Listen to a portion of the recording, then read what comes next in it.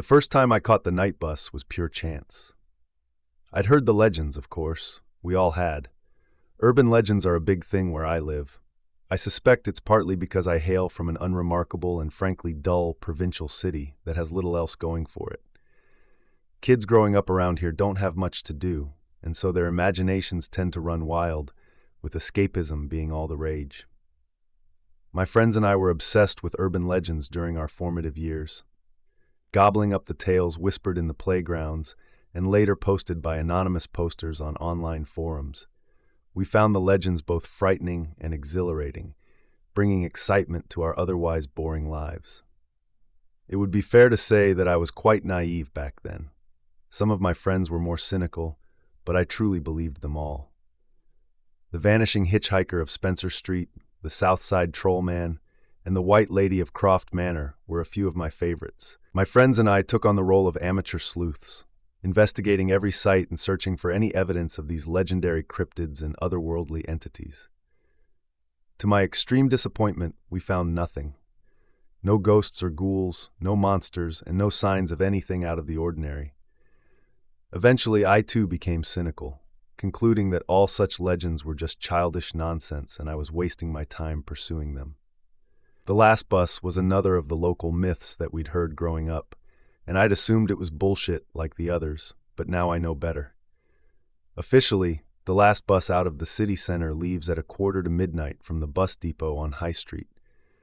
That's the bus which sensible people catch if they want to get home safely after a night out on the town. The pubs and clubs close at 1 a.m., and the crowds of drunken revelers pile onto the streets, riding over taxis, queuing up for late-night kebabs, attempting a last-minute hookup, or calling up friends in search for all-night house parties. It's the same chaotic scene every Friday and Saturday night. Usually there are a couple of punch-ups and a few people who'll injure themselves by falling over drunk on the pavement. It's all depressingly predictable. The police will be called out, as will the ambulance crews, and eventually the crowds will disperse as an eerie silence returns to the darkened streets. Then we enter the twilight hours, when all sensible and law-abiding citizens are at home, safely tucked up in their beds. After hours, the streets are left to the vulnerable, like the homeless with nowhere else to go, forced to seek shelter in shop door fronts, wrapping their cold bodies in old sleeping bags and praying that they make it through the night.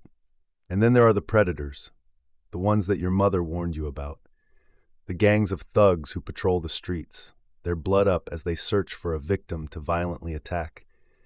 And the predatory men who lurk in the shadows, watching for vulnerable women who they can prey upon. On a Monday morning, you'll read the stories in the local newspapers. The homeless man beaten to a pulp, the young girl sexually assaulted in a back alley. Police will open investigations and appeal for witnesses. Sometimes they'll catch the perpetrators, other times they won't. You'll have sympathy for the victims, but secretly feel relieved that it didn't happen to you or somebody you know.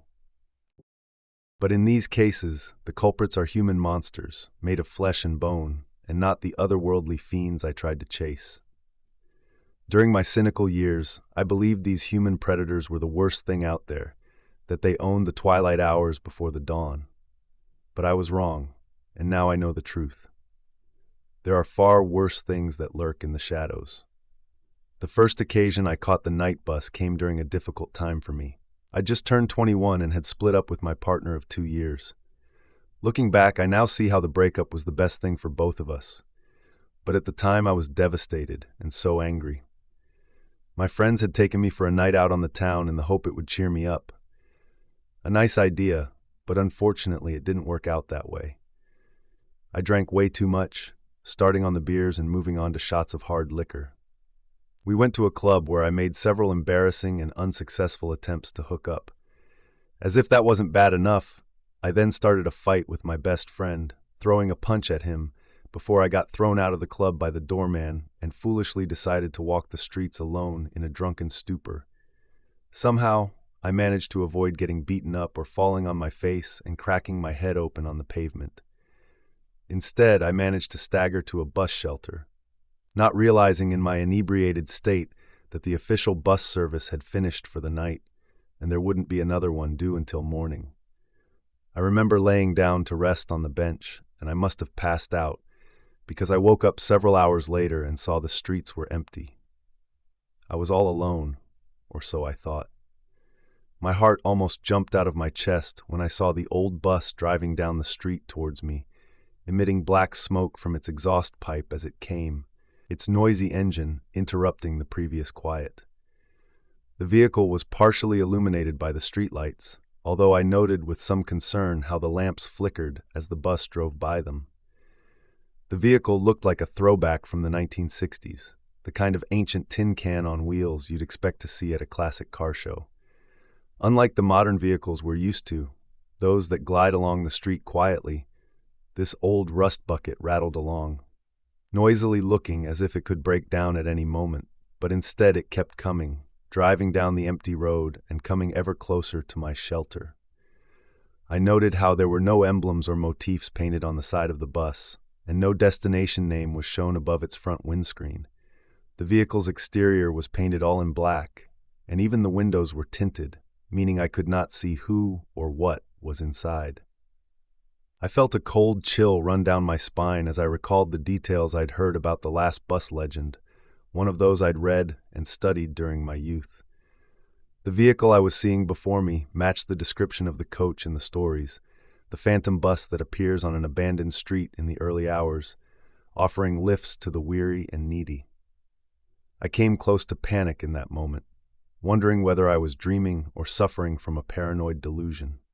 I'd spent so much of my youth chasing these legends, searching for any evidence that could prove the existence of something outside of our own reality. But now that the truth was staring me in the face, a big part of me wanted to up sticks and run. But I didn't. I don't know whether I was frozen to the spot with fear, or if my curiosity got the better of me, but I held my ground and waited for the bus to come to me. I stood up on my shaking feet as the coach pulled in beside my shelter, and despite the amount of alcohol I'd consumed, I suddenly felt quite sober. It seemed to take forever for the vehicle to park up and for the creaking old door to swing open. When it did, I was confronted by a friendly middle-aged man wearing a neat blue uniform while he sat behind the wheel, driving his bus to an unspecified location. He smiled down at me, his eyes twinkling in an amicable and welcoming fashion. Then he opened his mouth and spoke in a soft, almost fatherly tone of voice, saying, "Good evening, my friend. Are you coming on board?" I'd heard about the enigmatic driver before, but nevertheless his appearance and whole demeanor took me off guard. I struggled to find the words to respond, stuttering my way through my reply. Where will you take me?" I inquired nervously. "Home." The driver responded with a reassuring smile, "I'll take you home eventually. But life isn't about the destination, it's about the journey. Sometimes you need to take a leap of faith. So what do you say, my young friend? Will you ride with us?" I'll admit to being scared in that moment, terrified in fact. Somehow I realized how important this was, how the decision I made right then could shape the rest of my life. I didn't know what exactly would await me if I got on board, but I had a good idea, and it was terrifying. But if I walked away, I would never discover the truth. And so I took a deep breath, plucked up my courage, and stepped onto the bus, seeing the driver smile as the door shut firmly behind me. When I saw the bus driver up close, I sensed something sinister about him and instantly started regretting my decision. But by then, it was too late. That was the first time I rode the night bus. Over the years, I've been on it 3 times in total, living to tell my tale on each occasion. Catching the phantom bus isn't as easy as you would imagine. There's no set of rules that you can follow, and no set time or location. I don't know whether it's sheer chance or if the bus itself chooses its passengers. I have, however, been able to piece together common threads, using both my own experiences and those of others who've made the journey. We have an online forum which we use to tell our stories and exchange information. It's an issue of safety as much as anything else. The night bus can be lethal if you don't keep your wits about you. Having accumulated this knowledge over the last number of years, I will now share it with you here. Once you step on board the bus, you'll see rows of hard-backed seats stretching back to the rear of the vehicle's interior. There's nothing unusual about this, at least not at first glance. You'll see other passengers too, but you mustn't engage with them at this point, and don't look them in the eye. Take a seat on an empty bench somewhere towards the front of the bus. It doesn't really matter where exactly. They will come to you in their own time. The journey itself can last for hours, or at least that's what it will seem like when you're on board. You can see out the windows from the inside and look upon the scenery, such as it is. Initially, you will see familiar sights, city center streets, buildings, and businesses that you'll recognize. Nevertheless, you'll soon realize that something isn't quite right with the scene. The streets will be totally abandoned, with no traffic or pedestrians anywhere to be seen. There won't be any businesses open or lights emanating from anywhere along the road. But the further you drive out from the city center, the more bizarre the sights you will encounter. Soon, the tidy streets and well-maintained buildings will give way to urban decay, crumbling structures and ruins, like those of a lost city, forgotten by time. Eventually, the bus will leave the city behind and enter what appears to be a dense forest. The narrow road you will follow will be shrouded in darkness, with the only illumination coming from the vehicle's bright headlights.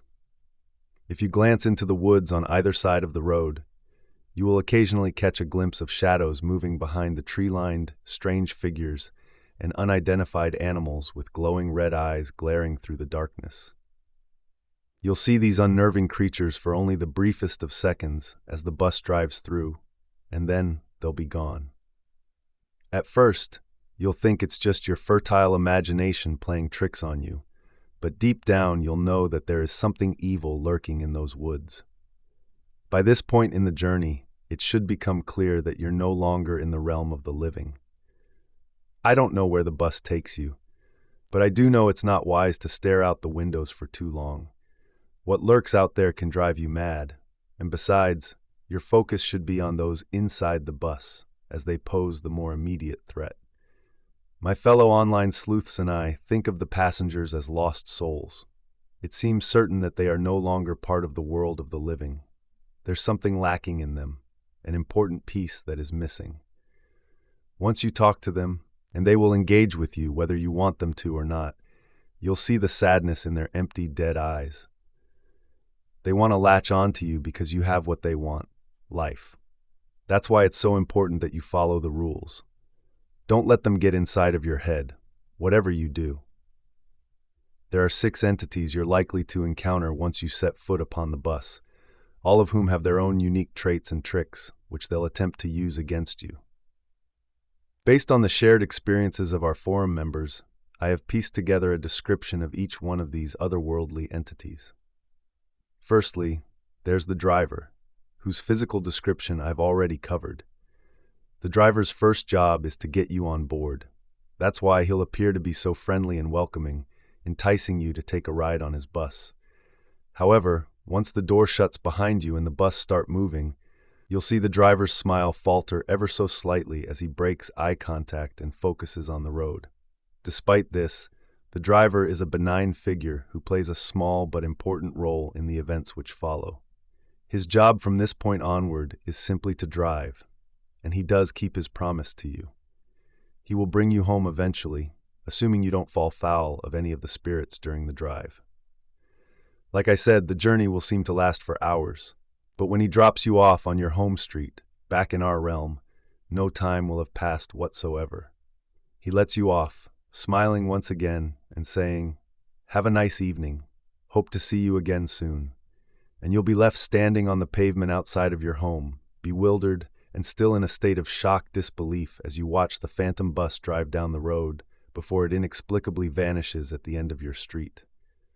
After the driver, the first passenger you're likely to notice is the party girl. This is an attractive young woman who appears to be in her early to mid-20s. Her physical appearance will change on each occasion. Sometimes her hair will be brunette and other times blonde. Likewise, her skin complexion can either be pale or dark, depending upon the beholder. What's consistent is how she's made up and dressed, donning a cocktail dress and high heels and carrying a designer handbag. Her fragrance is sweet and enticing, but you may also smell a hint of alcohol on her breath. You'll note how her mascara has run, indicating that she has been crying. Nevertheless, there's something in her deep and expressive eyes which will draw you in, an inner beauty and vulnerability that plays on your emotions. It's worth noting that you will be attracted to the young woman in spite of your gender or usual sexual preferences. You'll be unable to take your eyes off her, and will feel compelled to take a seat close to her. The party girl will engage with you during the early stages of the journey, distracting you from the bizarre sights outside of the bus's windows. At first, she'll be flirtatious and fun, asking you about yourself and talking about her night out.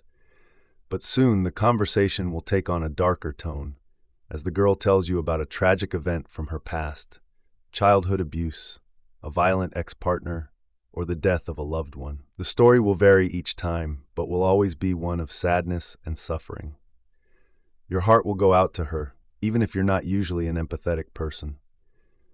Once she's told you her woeful tale, the young woman will ask you to go home with her to give her some comfort. You will be tempted, but under no circumstances should you agree to go with her. It's critical that you remember what she is and what she really wants from you. My advice is to politely decline her offer without causing her undue suffering. The party girl may be a lost soul, but by all accounts, she still feels human emotions. She won't be angry when you reject her, but instead will sob softly into her hands. You'll feel guilty, but you must move on and switch seats, leaving the poor girl to her misery. The next passenger you'll encounter sits a couple of rows behind the party girl. We call her the OP, or the pensioner.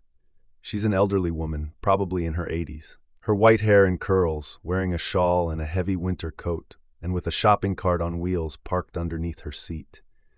Her face is wrinkled, and the perfume she wears is quite overbearing, but the OP has kind eyes and a sweet motherly smile.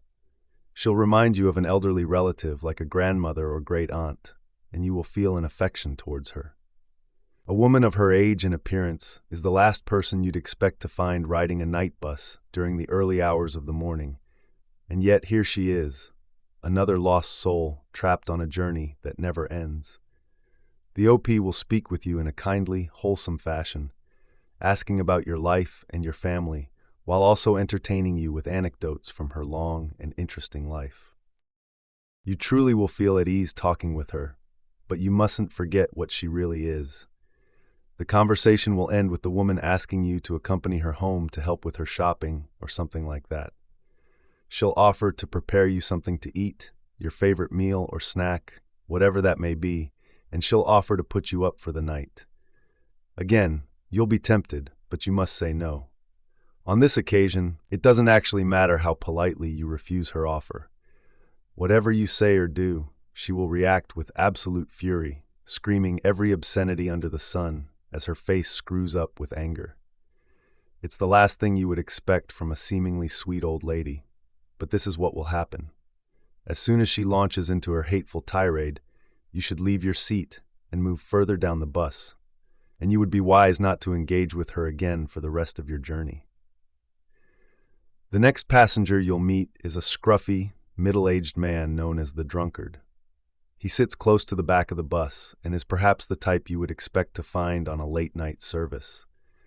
I wouldn't recommend sitting too close to the drunkard, if only because he smells pretty bad, his breath stinking of alcohol and cigarettes.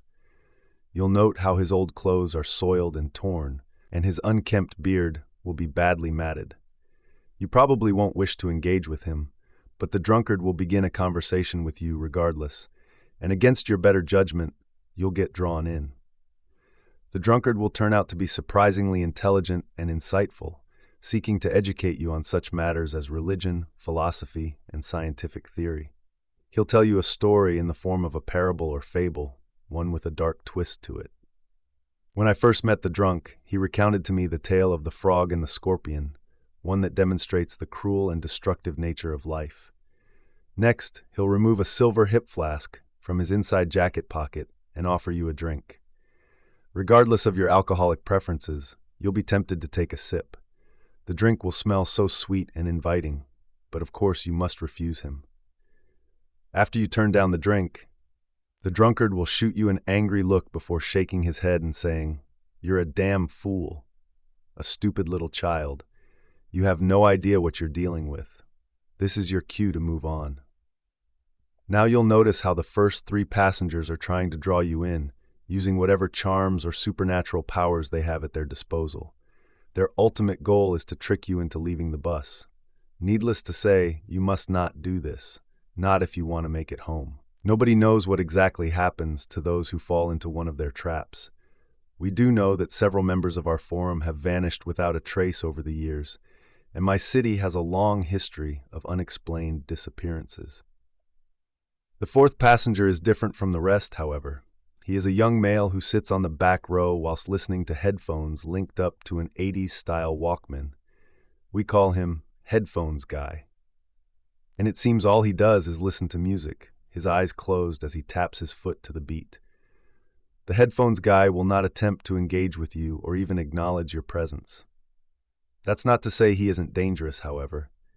There was a member of our group who had a run-in with the guy. To be fair, it wasn't unprovoked. Feeling bold, my friend got right up in the passenger's face, waving his hands and clicking his fingers in an attempt to gain the spirit's attention. When this failed, he foolishly grabbed the guy's headphones, physically pulling them off his head. Predictably, Headphones Guy didn't react well to this violation. In an instant, he jumped up from his chair, lashing out with his fist and knocking his assailant down with one punch. My friend remembers a sharp, intense pain in the back of his head before he blacked out.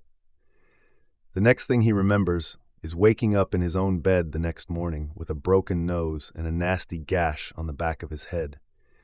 He also found a note in his jeans pocket, crudely written on the back of an old bus ticket in what looked like dried blood, and it read, "Do that again, and I'll rip your fucking head off." Unsurprisingly, my friend never rode the night bus again. I don't know what the Headphones Guy's deal is, but my advice is to leave him well alone. So at this point, you're probably wondering why one would wish to catch the night bus at all, given how you'll be transported to a terrifying alternative reality and encounter otherworldly spirits who wish to trap you there. Well, the short answer is that no sane person would, bar a handful of crazed urban adventurers and amateur paranormal investigators such as myself. Most of those who've boarded the Phantom coach have done so by accident, not realizing what they were getting themselves into until it was too late. And most of those who ride the bus once have no inclination to do so again. But those of us who do seek out the Phantom coach for a second, third, or in my case, fourth occasion, well, we have our reasons. One reason above all others, in fact. We want to see the Harbinger and ask him our one permitted question. I'll regret my first ride on the bus for the rest of my days. Although I was drunk, I had enough wits about me to see off the various tricks used by the ghouls, but I wasn't prepared for him. The Harbinger is the only passenger who isn't already riding on the bus when you first get on. He comes later, after you've negotiated your way through the ghostly entities, and you think the worst is behind you. The first thing you'll notice is the burning cross mounted on top of darkened hillside, overlooking the road on the left-hand side. I remember the first time I saw that foreboding symbol and the immense fear I felt as I knew something bad was coming. A moment after I spotted the cross, I was shocked to see the bus was slowing down, pulling over to the side of the road and parking up in a lay-by. Next, the driver operated the swing door at the front of the bus, opening it to whatever lay on the other side. The terror almost overwhelmed me as I thought of the horrors that lurked within the Shadowlands, of the creatures and demons hiding in the haunted woods and hillsides. I recall looking to the other passengers, somehow hoping these devious spirits would offer me some protection from whatever was coming, but instead their heads were down as they all maintained a solemn silence. Realizing I was on my own, I glanced out the window to witness a sight which chilled me to my very bones. There was a small, covered shelter by the roadside, almost covered by overgrown vegetation and only just visible in the dim light. And within this seemingly abandoned bus shelter stood a tall, hooded figure, a sinister individual with his face covered and his considerable frame hidden underneath a long and dark robe. The mystery man remained still and silent, although I soon spotted the animal by his side. A large black dog that snarled aggressively through a snout filled with razor-sharp teeth as it glared at me with hungry and predatory eyes, only a thin glass pane separating me from him. I imagined the hound breaking loose, ascending the steps and charging down the aisle, before burying its razor-sharp fangs into my soft flesh. Thankfully, the dog's master retained control of his beast, although I was far from out of danger. I also noticed how hot and stifling it suddenly became, as an almost unbearable wave of heat hit me. Meanwhile, the bus remained parked for what seemed like an eternity, its door ajar as the driver waited to see whether his passenger would get on. Now, I've since learnt that the hooded figure we call the Harbinger will do one of two things at this point. Either he will remain rooted to the spot until eventually the driver will say something like, "Well, not tonight then," before he closes the door and drives on. From what I've been able to gather from both my own experiences and those of my contemporaries, this is what happens most of the time. 2 times out of 3, the Harbinger won't step out from the bus shelter, and that will be the end of it. But sometimes he will step forward, marching through the mud in his heavy boots, while dragging his hellhound along on a leash, and he'll come on board the bus, prompting the driver to say, "Good evening, sir. I trust you'll have a pleasant journey." The Harbinger will not answer, instead gliding down the aisle with his faithful mutt following behind him. He'll take a seat near the front of the bus, pulling down his hood to reveal what lies underneath. To this day, I can't fully explain what I saw in that terrifying moment. It seemed like there was only a dark void where his face should be, with 2 burning orbs instead of eyes. He had no mouth that I could see, and so by rights he shouldn't have been able to speak. And yet he did, calling out to me in a booming, godlike voice which echoed through the hollow interior of the bus. "Come to me, mortal child," he ordered. "Come sit with me so we may speak." As you can imagine, I was utterly terrified in this moment, so much so that I thought I might pass out. But for reasons I can't explain, I obeyed the Harbinger's orders, feeling like I physically could not resist him, and as if my legs were no longer under my control. I remember looking to the other passengers as I walked down the aisle, hoping that one of them could help me. But each of the 4 kept their heads down as they muttered in unison, reciting a prayer in a language I could not understand. It became obvious that the Harbinger held power over these lost souls, and they were all trapped under his spell. Perhaps they were once like us, falling victim to the phantom bus and the Harbinger's godlike powers. In any event, they offered me no assistance in that fateful moment, and I soon realized I was completely at the Harbinger's mercy. I involuntarily took a seat in the row directly behind the Harbinger, his head turned in an unnatural way to face me, as his dog snarled aggressively in my direction, but thankfully resisted the urge to bite me in the leg. I can't really describe how the Harbinger smelt, other than to say he stank of death. The fiery orbs he had instead of eyes stared right at me, and I couldn't look away, no matter how much I tried. I felt like I was on fire, my soul burning under his hateful glare. In my state of abject terror, I imagined what this monster might do to me. I reckoned he could kill me with ease, but this was the least of my fears. Instead, I believed I may become like the others, another anonymous lost soul, riding this damned bus for all eternity. In any event, I was powerless to do anything in that moment other than remain frozen to my seat, waiting for the Harbinger to speak. Despite his absence of eyes, somehow I could tell he was looking down on me, that he considered me with total contempt, like I was something he'd stepped in. To this day, I don't know whether he was speaking out loud or if his booming voice was only in my head. Either way, I found myself totally transfixed as he spoke his words. "I see another mere mortal has found its way into my realm," he began. I assumed he was referring to me. "I'll confess to having little time for your contemptible and weak race. Nevertheless, I must respect the bravery of the odd individual such as yourself. Not many have the courage to come to this dark place. For this reason, I will grant you safe passage, and I will answer you one question. Ask me what you will, mere mortal, and I will impart to you my infinite knowledge."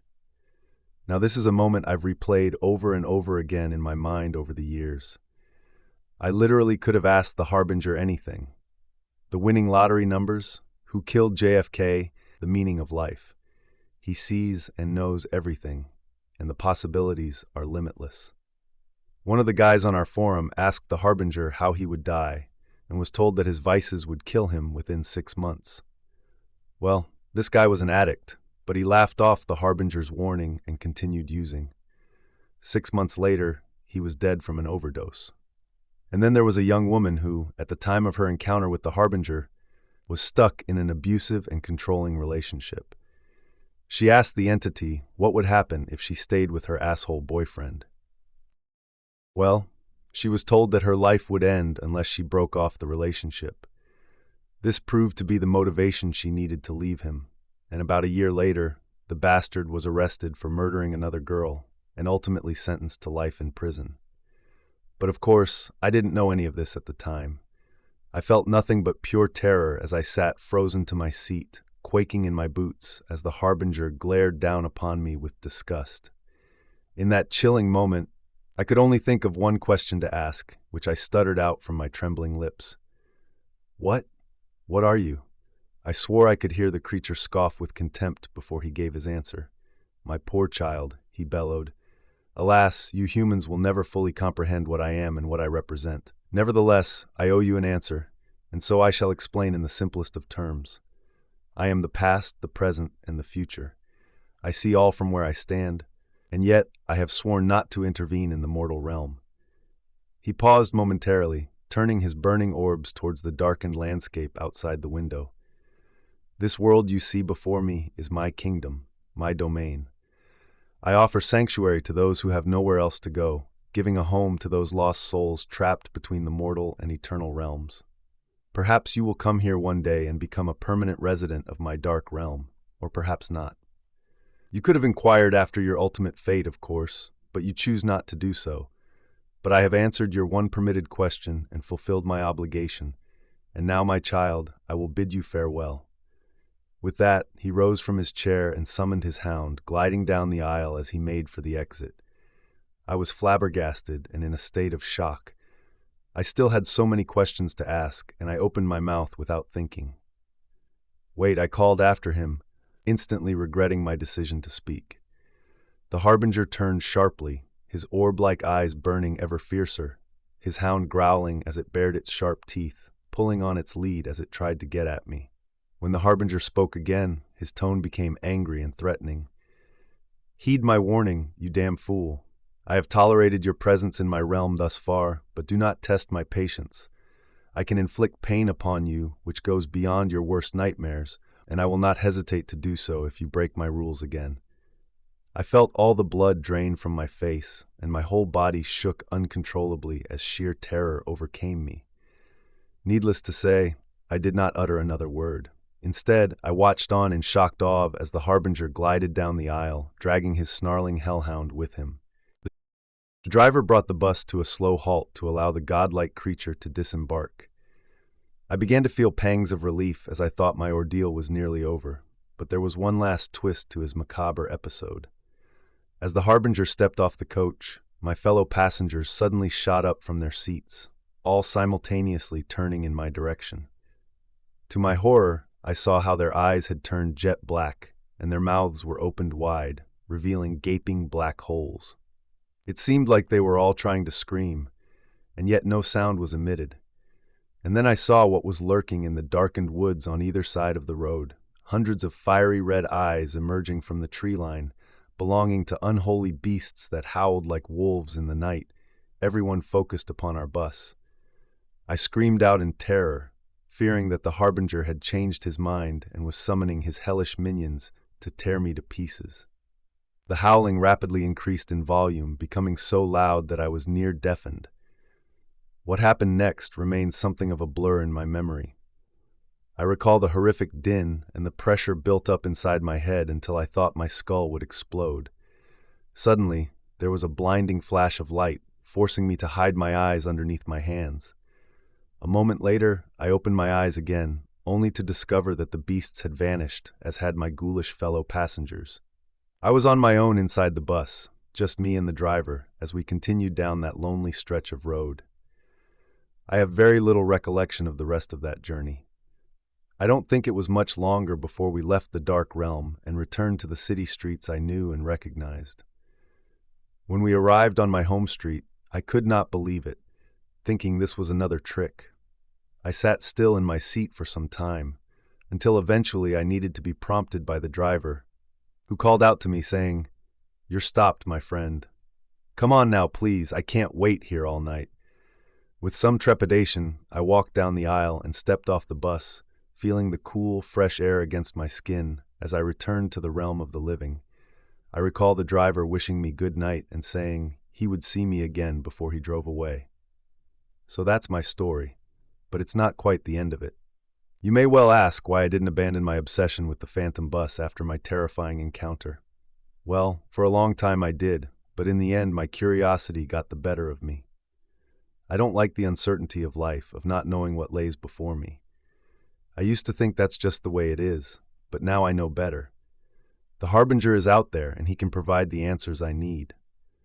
I won't waste my opportunity a second time. For years I have chased the bus, and I've caught it a further 2 times. On both occasions I boarded and avoided the traps set by the ghoulish passengers, and both times I waited for the harbinger to board, but he would not move from his shelter, and so my hopes were frustrated. It's been extremely disheartening, but I will not give up. Tonight I will seek out the bus once again, and I'll keep doing so until the harbinger answers my call. I know the risks. One night I may board the phantom coach and never make it home, but nevertheless I need to do this. I must know the truth, no matter what the cost. Now, if you'll excuse me, I have a bus to catch. If these stories creeped you out, make sure to smash that like button and hit subscribe for more spine-tingling content. Stay safe out there, and remember, sometimes the scariest things are hiding in plain sight. Thanks for watching, and I'll see you in the next story.